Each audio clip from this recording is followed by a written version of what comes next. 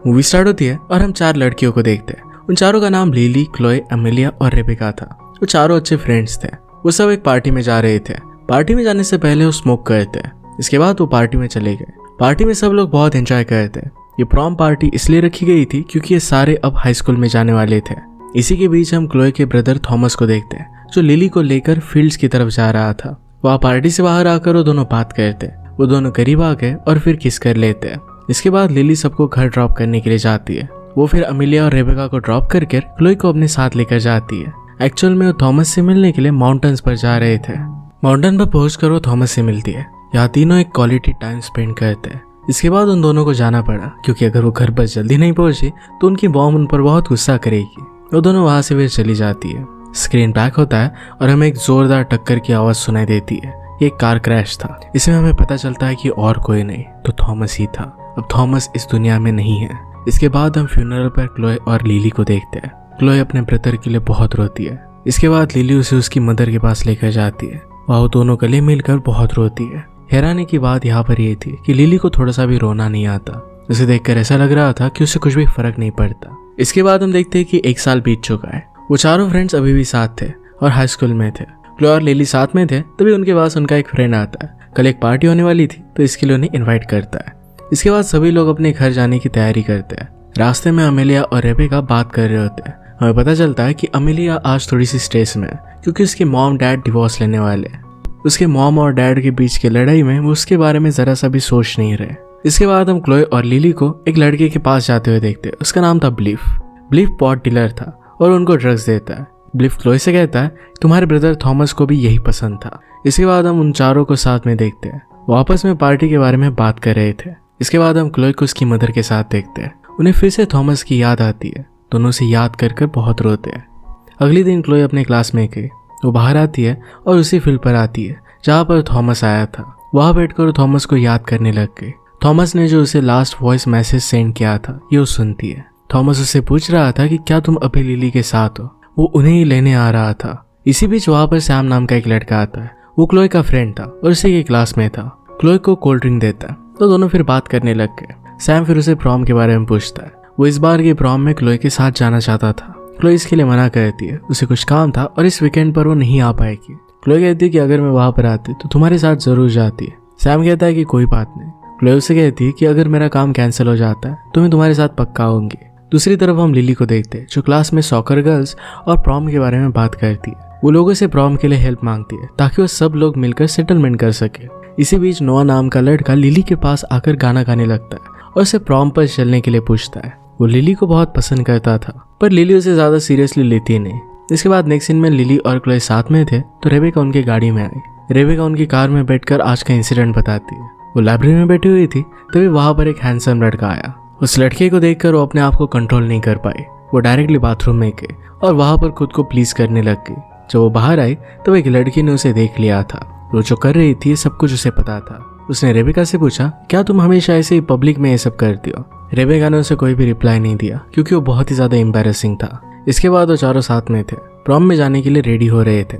इसके बाद इवनिंग को प्रॉम में जाते हैं। प्रॉम में जाने के बाद वहां पर नोआ की भी एंट्री होती है। नोआ लिली को उसके साथ प्रॉम में लेकर आना चाहता था। वो फिर लिली को बाहर लेकर आता है और उससे माफी मांगता है। लिली पूछती कि तुम माफी क्यों मांग रहे हो। नोआ कहता है कि मैंने तुमसे प्रॉम के लिए पूछा था। मुझे लगता है कि शायद तुम मुझ पर गुस्सा हो। लिली उसे कहती कि मैं तुम पर गुस्सा नहीं हूँ और उसे माफ कर देती है क्योंकि उस पर वो नाराज नहीं थी। बातों बातों में नोआ लिली को किस करने लगता है।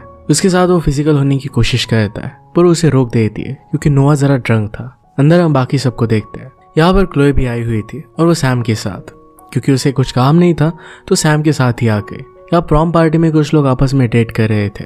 अमेलिया उन सब लोगों को देख रही थी क्योंकि वो सिंगल थी। इसी बीच वहां पर लिली आती है और वो बात करने लगते हैं। रेबेका बाथरूम में चली गई तभी वहां पर एक लड़की आकर उनसे कहती है कि बाहर पुलिस आए हुए हैं। ये सुनकर सब लोग भागने लगते हैं। अमेलिया और बाकी बाथरूम में घुस जाते हैं जहाँ पर ऑलरेडी रेबेका थी। इसके बाद सभी को धीरे धीरे बाहर निकाला जाता है। कॉप सबको घर भेज रहे थे। लिली कॉप से कहती है कि अमेलिया बीमार है और वो पैदल जाने के लिए कंफर्टेबल नहीं है। ये सुनकर कॉप्स अपनी कार में उन्हें घर छोड़ने के लिए मान जाते हैं। नेक्स्ट डे सभी लोग साथ में पूल पर थे। वहां पर एक लड़की आती है जो 6th स्टैंडर्ड में थी और उसका नाम लिव है।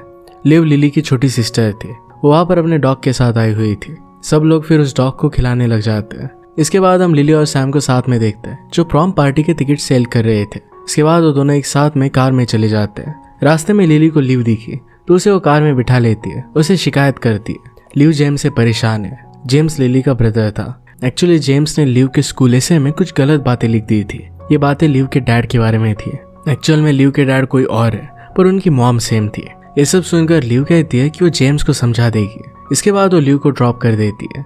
इसके बाद वो जेम्स के पास जाने लग गई। इसी बीच अमेलिया बहुत परेशान दिखाई देती है। इसके रीजन उसके पेरेंट्स थे। अमेलिया को वाकई उसके पेरेंट्स का टेंशन हो रहा था।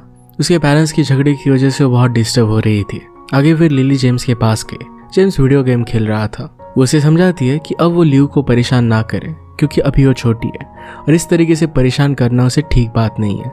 इसी बीच उसके पास नोआ का मैसेज आता है और नोआ से मिलने के लिए जाती है। वो दोनों फिर इंटीमेट हो जाते हैं। इसके बाद नोआ से कहता है कि क्यों ना तुम मेरे घर चलो ताकि तुम मेरे पेरेंट्स से मिल सको, हम साथ में मिलकर डिनर कर सकते हैं। ये सुनकर वो उसे मना कर देती है। इसके बाद गर्ल्स का सॉकर मैच था जिसमें क्लोए और लिली भी थे। वहां पर लिली की टीम जीत जाती है। इसके बाद शाम को सभी लोग साथ में बोन फायर पर बैठकर बात कर रहे थे। बातें करने के बाद वो सब लोग प्रॉम में जाकर एंजॉय करते हैं। इसी बीच क्लोए और लिली साइड में आते हैं जहाँ क्लोए लिली को एक बात बताने वाली थी।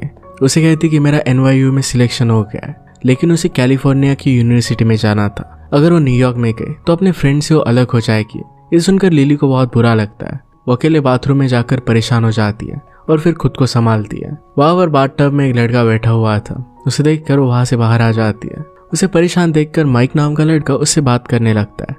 वह माइक को उसके साथ अपस्टेज चलने के लिए कहती है। वो दोनों फिर इंटीमेट होने लग गए। इसी बीच लिली उसे रोक लेती है। उसे अपने फ्रेंड्स के पास जाना था। एक लड़की से वो अपने फ्रेंड्स के बारे में पूछती है तो उस लड़की ने कहा कि तुम्हारे फ्रेंड्स तो ऑलरेडी चले जा चुके हैं। इसके बाद वो एक टैक्सी में बैठकर अपने घर पर जाती है। नेक्स्ट डे वो फ्रेंड्स दोबारा मिलते हैं। क्लोए उसे कल रात के बारे में बात करती है। कल रात उन्हें लगा था कि वो उनसे पहले ही चली गई है, इसलिए वो वहां से उसके बिना ही चली गई थी। उन्होंने उसका फोन भी ट्राई किया था पर वो ऑफ था।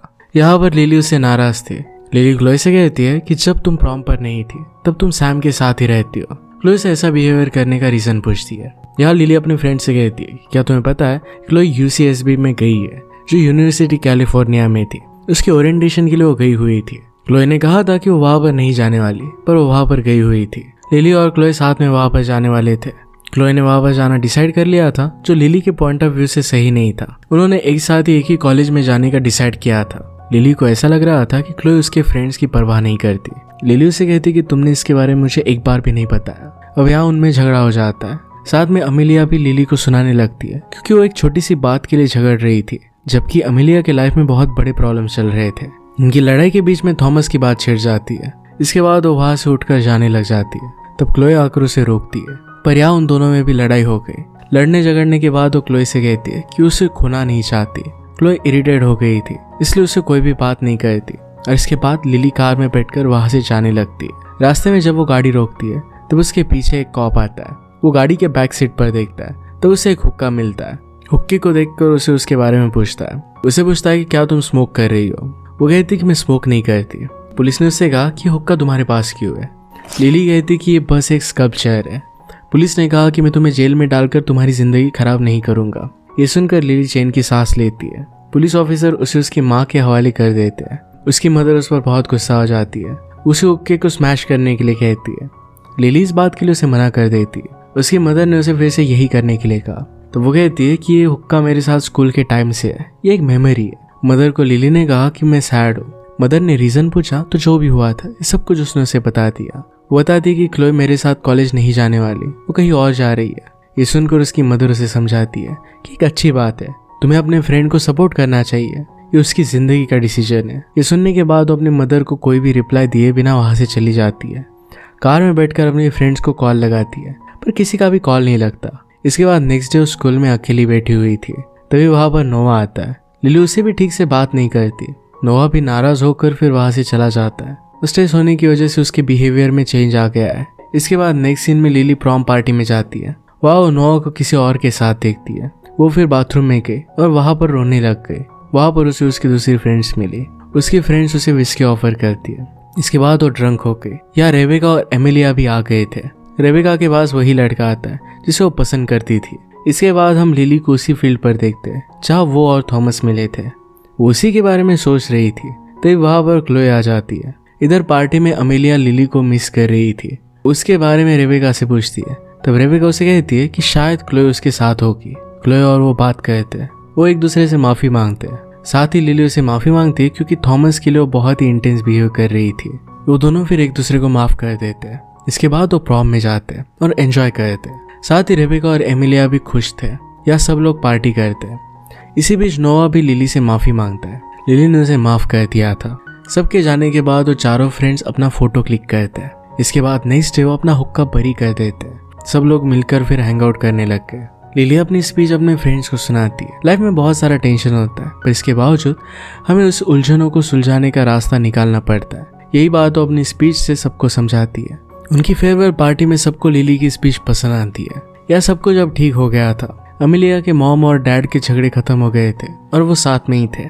रेबेका को उसका क्रश मिल गया था। लिली भी खुश थी और उसे सपोर्ट कर रही थी। इसके बाद लोआ लिली के पास ही आता है, अच्छे से बात करता है। लिली की मदर उसका एक फैमिली पिक्चर निकालती है। सारी फ्रेंड्स अब साथ में बैठती है। वो अब बिछड़ रहे थे, पर उन सब का दिल एक दूसरे के पास ही था। तो चारों फ्रेंड्स खुश थे और इसी के साथ ही मूवी एंड हो जाती है। उन चारों फ्रेंड्स को बहुत सारी लाइफ प्रॉब्लम्स थी, बहुत सारी मुश्किलें थी, पर लाइफ में स्लोली सारी प्रॉब्लम्स सॉल्व होती है। मूवी हमें बताकर जाती है कि हर एक सिचुएशन में हमें पॉजिटिव रहना चाहिए। बाद में सारे प्रॉब्लम सॉल्व हो ही जाएंगे। अगर आपको एक्सप्लेनेशन अच्छा लगता है तो प्लीज लाइक और कमेंट जरूर कर दीजिएगा। बहुत सारी मूवीज लेकर आते रहता हूँ, तो प्लीज चैनल को सब्सक्राइब कर दीजिए और बेल नोटिफिकेशन आइकन दबाना मत भूलिएगा। हम फिर से मिलेंगे और एक नए मूवी के साथ। तब तक के लिए थैंक यू और आप अपने आप का ख्याल रखिए।